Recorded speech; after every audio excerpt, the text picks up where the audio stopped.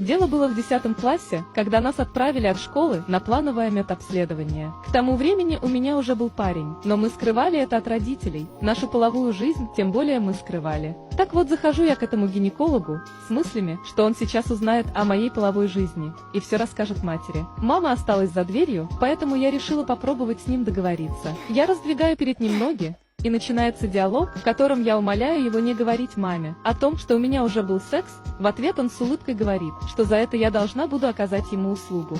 И теперь я должна закрыть глазки. Я закрываю глаза и чувствую, как он начинает ласкать мою вагину, вначале пальцами. От этого я, стиснув зубы, постановаю. На этом все не закончилось. Он снял с себя штаны и легонько вошел в меня, отчего я испытала дикий кайф. Он трахнул меня и кончил мне на грудь. Матери моей он, конечно же, ничего не сказал, а я ничего не сказала парню. Теперь жутко стыдно перед парнем, не знаю, как жить с этим.